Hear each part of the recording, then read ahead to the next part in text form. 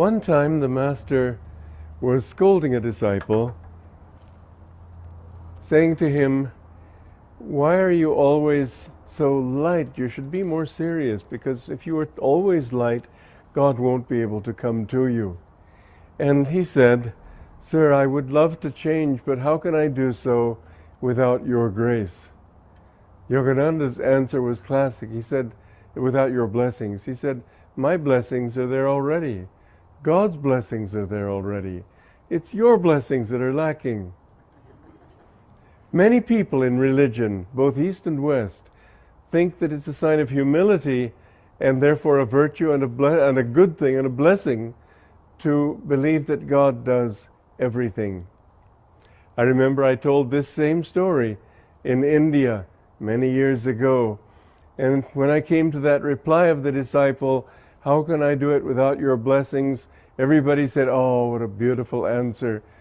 They were definitely downcast when I gave them Yogananda's answer. Because indeed, we must understand that there is a need for both. God isn't going to do it without our help, without our, they say, God helps those who help themselves. Many years ago, I remember I was giving a lecture in our church in Hollywood. And I remembered suddenly that Yogananda had said, "When you speak, ask that God talk through you." And I thought, well, here's a good opportunity. I'll just let him talk through me. So I stood there. Now, mind you, in the middle of a lecture, to stand there for 2 minutes and say nothing, everybody gets the impression you've frozen. I know a friend of mine was perspiring, thinking that I just frozen with fear. Actually, I was quite comfortable. I was just waiting for God to speak. Trouble is, he never did. I finally had to realize and accept that he will do it, but only if we do it too. Our lives, the greatest miracles, everything that is done in this world has to be by two powers, yours and God's. Now mind you, it's all God's anyway, and even if you have the thought that I'm doing it all, it's really he who's doing it. So many doctors think they heal. It's really God's power that heals. And when they fail, they blame themselves and feel very downcast. They shouldn't blame themselves. Do your best, leave the results in God's hands. But we do have to do everything in partnership with him. And this is a very difficult lesson to learn. That was just one of many lessons that I've had to go through in life to try to understand this thing. And I can't pretend to have fully understood it even now. Where does God's grace end and where do your efforts begin? Where do your efforts begin and God's grace come in? Excuse me. You just don't really know. You do know one thing, however, that those who are close to God are never weaklings. They're always men and women of great power of willpower, and yet they know God's power is what they use, but they don't say, "God, you do it all." They aren't wimps, in other words. I'm just reminded of a curious story. I either read it or was told it, I forget which, but it was by an American soldier in India during the Second World War, and he saw one of these sadhus, these holy men, who had his arm upraised like this. And this is not this is not a practice recommended by the greater saints, but nonetheless, some people do it, and he did it, and it seemed to help him in certain ways. But this American scoffingly said, "What are you trying to do, Daddy? Just waiting for God to send fruits down into your hands?" And the saint said, "Well, why don't you try it?" The man said, "What do you mean? Go ahead, lift your hands up." So he lifted his hands up, and he couldn't take them down. And he tried, and he tried, he couldn't. He said, finally, he said, "Holy man, I'm sorry, I didn't mean to mock you." He said, "Help me to bring my hands down." The saint said, "Well, finish what you started." "What do you mean?" "Well, you wanted to ask God for fruits. Go ahead." So the man felt like an utter fool. So he said, "Heavenly Father, please send me some fruits." And all of a sudden, these beautiful mangoes and bananas came into his hands, and he was able to take his arms down. Said they were delicious too. What a great story. I'd like to start with a brief reading Master's words on grace, what it is. Grace is God's power as distinct from any lesser power. Because God is the only reality, His also is the only power in existence. Seen in this light, our merely human efforts are illusory. It is His power, even when we draw on it unconsciously, that accomplishes everything that we achieve in life. Our failures are due to lack of attunement on our part with that power. God's grace flows into us the more we open ourselves to Him. It doesn't come to us from outside. It is the operation from within of our own higher reality. Grace comes the more we live in soul consciousness and the less we live centered in the ego. This is such an important topic, especially on the spiritual path, because like Swamiji said, people think it's easy. I don't have to do anything. I'll just sit and chant Om and pray that God help me. Guruji's doing it all the masters are doing it. I haven't found that to be true at all. You have to put out an enormous amount of effort to draw the grace. You have to be magnetic yourself to draw God's grace. Surely we have to do our part, and God's grace is there as well. There was an amazing story Swamiji used to like to tell, just a sort of a humorous story, of a man who was walking by a garden and he saw the farmer and he said, "Oh, what a beautiful garden you and God have made here." And the farmer said, "Yes, but you should have seen it when God had it all to Himself." And this is how it is. We have to put our efforts in and complete the circle, so to speak, to bring God's help. God needs our help, we need His help. But ultimately, like Swamiji said, underneath it all, it's His power. I remember when I got out of high school, I went to high school in Compton, California.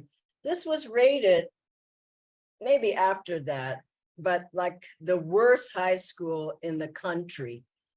And for a variety of reasons. So anyway, I got through God's grace, I got to college, and in my through affirmative action. And my first, because I got good grades, but there was a bad school. So I got to college, to UC Berkeley. It was intense, I'm telling you.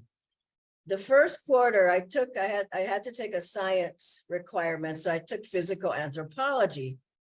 500 people in the lecture hall, one lecturer, one teacher on a dais in the front of the stage. And so first quarter, I thought I'll pass because I've always passed and I have good grades and everything. And I had a straight F on the midterm. I had never gotten an F in my life. I just thought, this is outrageous. I can't be flunking out of college the first quarter. And I wasn't on the spiritual path. And so I just willed. I willed myself to learn. I knew I could learn. I knew I had a good brain. I knew I could understand if I applied myself. And that's where I learned will, concentration, focus. And I had a job as well, 4 hours a day. So I went to class, I went to my job. Then I spent the rest of the time, other than sleep, in the library. And I studied and I studied and I studied, and I started understanding more and more and more. And then when the final came, I felt pretty secure, but I wasn't sure. So then I did the final. I said, well, this seems good. In the middle of the night, I went, oh my God, I forgot to put my name on my paper. And thank God I had written in red ink. The next morning, why, I can't tell you. Next morning, I rushed to the TA's office, teacher's assistant. I said, I did my paper. It's in red ink. It's got to be the only one. There were stacks and stacks of papers. We finally found my paper. I said, that's my paper. And what did my paper have on it? A. I was so happy. So I got a C in the course. I worked that hard for 4 years. When I got that diploma, I was the happiest person on earth. But I learned how to apply myself. I learned you can't just sit back and hope that things go well. And so in anything we do, if there's, including anything outside of the spiritual path, but for sure, meditation, we have to put in energy. Even breathing, you have to put effort into it. Walking, you have to put effort into it. Running, or singing, or dancing, or sewing, or whatever it is. Lecturing, you have to put energy. Greater the will, the greater the flow of the energy. And the energy is creating a wonderful aura of light, and it's pulling, it's drawing the grace. And what do we mean by effort? It means concentration, it means focus, it means determination, it means I will do it. Yes, I can do it. It means willingness, it means openness. It means being energetic, enthusiastic, positive, and all of those things. And it's tapping, you tap into grace. If you can lift your energy up and focus, I've seen it hundreds of times, then the grace comes. But you have to put the energy out. Like Swamiji said when he was giving that lecture, he said, he didn't say this on the talk, but he's told us other times that he was just praying inside to God, come on, say something, say something. And Divine Mother didn't say anything because he had to put out the effort. And Swamiji would tell the story of his singing teacher, and how his singing teacher would go over the same thing over and over and over for 6 months. He had to put out the effort to try to get in alignment, try to get in attunement. And that's what we're doing, getting in attunement and alignment. He said, finally, after 6 months of singing, she said, that note. And that's how I want all your notes to sound. And for me, I've been studying music in the past month, as you know. I studied before Ananda, and I played harmonium during these years. But now I'm learning a bowing instrument, the Esraj. And you know, I know what Swamiji's saying. I was playing the same note for hours and hours and hours and hours and hours and hours till my teacher said, now you got it. I was learning the bow over and over. No, your hand is wrong. No, you're pulling wrong. No, it's too strong. No, no, no. You just keep at it, keep at it, keep at it till pop, you have it. And then the grace flows. Then you can play. Then you can sing. But you have to keep practicing. And the same with Hindi. For me, I've been studying Hindi for a long time. Let's face it, it's been since I came to India in 2005. Sometimes more, sometimes less. But lately, you know, it's been a lot more because now I'm needing to teach and give Kriya in Hindi. This is not light, let me tell you. It's grueling. I'm sorry to say that, but it takes every ounce of energy and effort that I have to learn these words and Marg Darshan, Anukulan, Chumbakiya, all these words. I go over, and then put them in a phrase, and then put them in the talk, and then go over and over and over. It took me like 3 months to get ready to give a Kriya. People think, oh, you just did it, but no way. I was dreaming in Hindi. I was dreaming, and finally I could give it. And I was, you know, I got better and better and better as I've done maybe 15 of them now, but it takes effort. And then God's grace came and helped me. But I couldn't say, give me the words, Divine Mother. I had to work at it. So we're cooperating with grace. We're aligning ourselves. Master said, my blessings there, Swamiji said, God's blessings there, your blessing needs to come. And the greater the will, the greater the flow of energy. And also 25% of the spiritual path is our efforts. Means you have to put 100% in. 25% Guruji gives you is his great good karma. And 50% is God's grace. Also, Master said to say, I will reason, I will, I will act, I will reason, I will, I will act. but guide thou my reason, will, and activity to the right path and every action. It's an incredibly important topic, because this is how you make spiritual progress. And as Master said to one disciple, he said, I can't do it without your blessing, like Swamiji said. And he said, my blessing's there. And another time, he said, the disciple said, well, you're a master, you can do it. And Master said, what do you think made me a master? Doing.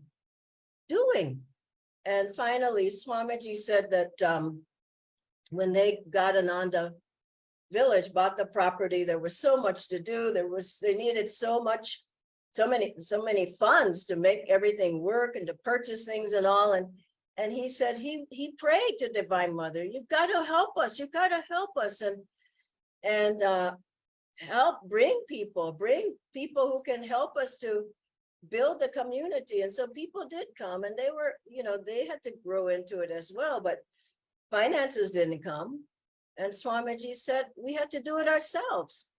We had to raise the money, we had to build the community, we had to pay for the expenses. And he said, she didn't come. She came in another way. She came through us because she wanted us to grow. So this is an important concept. People say, well, Divine Mother didn't help me, but you didn't help yourself.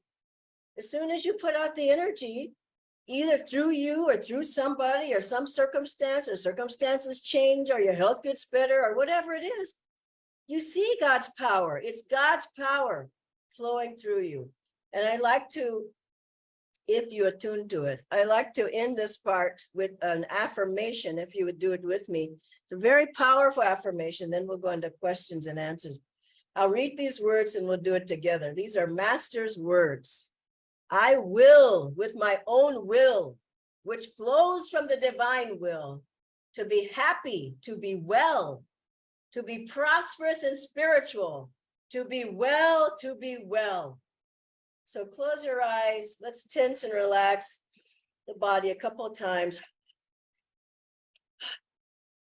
Say it out loud and then more and more quietly. I will, with my own will, which flows from the divine will, to be happy, to be well, to be happy, to be well, to be prosperous and spiritual, to be well, to be well. I will, with my own will. I will, with my own will, which flows from the divine will, which flows from the divine will, to be happy, to be well, to be prosperous and spiritual, to be well, to be well. I will, with my own will.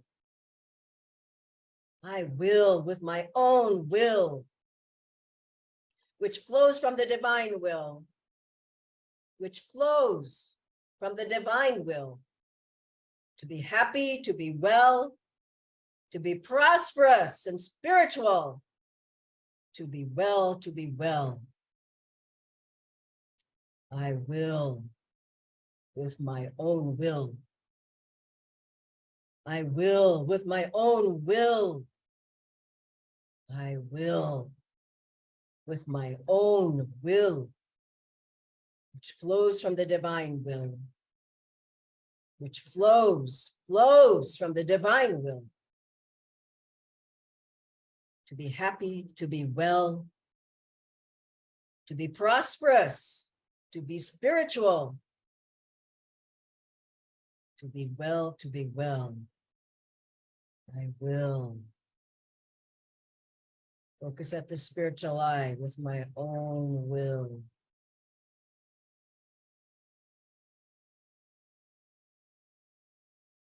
Which flows from the divine will. To be happy, to be well, to be prosperous, to be spiritual, to be well,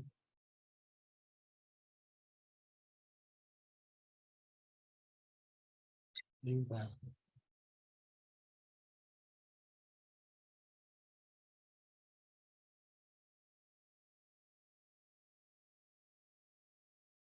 Feel every doubt, every worry, every fear being banished by the power of these words of our Guru, the light coming out of them, banishing all darkness, igniting your will, your efforts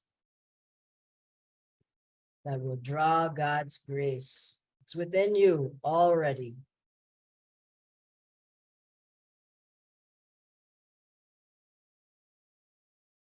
Om Shanti, Shanti. I'll ask Nitendra to join on screen now. Thank you, Janaji. I feel a lot of inertia in taking. Inertia, okay. And starting something new. Ha. Well, this affirmation could help you. You got to do things that get you off of the couch. Affirmations do it. SCL, superconscious living exercises do it. Some energization will get you off the couch, go doing some exercise, just head for the door. Don't think about it. I don't think, I just head for the door to get outside. Prayer,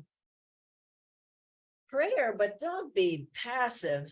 God, help me, help me. You got to help yourself. Chanting, listening to chants, the powerful chants will get you up moving. Being with strong-willed people. Doing some seva, not just sitting there on the computer. Get out and do something. Serve people, help people. The whole thing is you keep the energy moving. You keep it flowing. Something comes up and you say, okay, I got the energy to do it. Instead of, well, I got to raise up so I get the energy. You should be having strong energy all the time. And doubts. Swamiji, Master told Swamiji, you were eaten up with doubts. I can't do it. What if this happens? What if I don't? What if I fail? It's better to fail, Gita says, at your own, at somebody else's dharma than your own. To fail at your own than doing somebody else's dharma. But the thing is, it is even better to fail at something than not do it at all. Master had some failures. You call them failures. You know, look at his temple, fell down in the Pacific Ocean. And a lot of things he did didn't work out. So what? I saw Swamiji do a lot of things that didn't work out. So what? People are just gripped with fear. What if, what if, what if, what if? And then they just fall asleep the rest of their life. You live with somebody like Swami Kriyananda, what if was not anything you could say, or I can't, or I don't know. These weren't good responses. It was like, move it, get moving, make it happen, create it, create a miracle, create your life, banish the darkness in the mind. You've got to work at it. That's what the bottom line is to this question. You have to work at it. I'm realizing that, you know, I can have my music teacher here 10 hours, but I have to do the work. I have to practice, practice, practice. You can have your meditation teacher there forever, but you got to meditate. You can have your running teacher, your swimming teacher showing you, but you got to get in the water or you got to run yourself. It all comes back to, you've got to do it. And how do you grow otherwise? That's the big question, isn't it? How do you grow if you never do anything? So Swamiji applauded creativity, initiative. Get going, do it. Even if you fell on your face, get up, keep going. It's okay. I love that spirit rather than, you know, you be in a room with him. And so, okay, we've got this project. What are we going to do? He asked people, what do you think? What do you think? What do you think? Not, I don't know, Swamiji. You know, he's like, what? Well, think about it. Come up with some answers. So that's what Ananda is about, creativity, initiative, making things happen. We created these centers here. We created Ananda India. We couldn't say, Divine Mother, you create everything. We'll just sit here and sip some chai. She made us work. In America and Europe, all these places, communities, it's a lot of creativity, a lot of thought, a lot of will, a lot of energy, a lot of magnetism, a lot of I will, concentration, focus. We can't be on easy street. It just takes you to, let me tell you where, nowhere. It takes you nowhere. You think you're going somewhere, but you just keep going down, down, down, then you crash. So it's a good lesson. Okay, Natendra, I could talk on this one for a long time, as you see. You have the next question. Yes, Dhyanji. The next question is, sometimes I put a lot of effort and will, but still the work does not get done. So would this mean that I am not attuned enough? It could mean that. It could mean you need to do more. It could mean that it's going to come up later. You know, like a Nadi reader said to Swamiji about communities, his work in India. Swamiji asked him, a Brigu reader. No, it was someone else, a saint. He said, it will come up. It will come up. And that was in the 50s, you know, but it didn't come up right away. So I think, don't think it's the end of the story. Give it some time. Everybody's impatient and in a rush. Got to happen now. It's got to, oh, it didn't happen. I knew it wasn't going to happen. But give it some time, and you just got to keep fueling it, keep fueling it, keep fueling it, keep fueling it, you know. And like that lady told Swamiji, I've been meditating for 6 months and I'm not in samadhi yet. Oh my gosh. Anyway, everything takes time and effort. Okay, then you have another one. We have actually a live question, Dhyanji. Okay. Why do we say that God is the doer? Yeah. I mean, so That it? yes, Dhyanji. Why do we say God is the doer? Because there's no power. I mean, how could you even see or walk or talk or swallow or sleep or get up in the morning or think or breathe? Or how could you do anything? Because God's power is everything. God is the doer. You would be a shell. If Master would say, people say they don't have time for God. If he stops ticking in your heart, he would say for 1 second, you'd be gone. And so God is the doer, but he needs instruments. That's why we improve on ourselves, improve on our attitudes, improve on your behavior, improve on your energy level, improve on your magnetism. Don't just say, I'm a channel. You're not a channel until you really work at it. Ask the masters, make me a channel. Help me to be more inspired. Help me to have answers. Help me to not worry. Help me to not be fearful. Help me to not be lazy. Help me to get up in the morning. Help me to meditate at night. Help me. But you got to help yourself. And so God is the doer through you. How about that? But there's a lot of things he does without you. Let's face it. Who's shooting the planets up in the sky and making the stars shine and shining in the sun and the moon? You can say you're the doer, but I think you're well mistaken. One final question, Dhyanji. TK. How can I draw our gurus more in my non-spiritual daily activities? You know, Nitendra, I think the first thing is drop the non. Everything is spiritual. If you make it spiritual, isn't it so? So you say, oh, I meditate, then I go to my non-spiritual life. Hello. I mean, that's a mistake. You need to bring God into everything. Bring God to your job, in the taxi when you drive, on the rickshaw, if you're on the rickshaw. I mean, I have Divine Mother in my heart all the time. I mean, anything could happen anytime. And everybody's looking for God when a problem comes up, or when they've got a health challenge, when they've got a surgery, or somebody's died. Where's God? Well, where were you? You just have to have him, her with you all the time. Master said Divine Mother's closer than the breath. She's your dearest and nearest friend. But people say, no, I'm leaving now. You stay home. When I come back, I'll meditate again. I'll have you in my temple. Spiritualize everything in your life. And a Swamiji, you see, would just be tears running down his face. He just said, so sweet to have Divine Mother with you all the time. She's your best friend. She loves you. And everybody says, no, it's my husband loves me, my wife. Conditional. My kids love me, conditional. My friends love me, is conditional. The only one who can love you purely is God. Make that relationship now, and you'll feel a sweetness so much in your daily life. And that grace will flow all the time. God bless you all. Thank you, Natendra. Have a wonderful day, everybody. Bye-bye.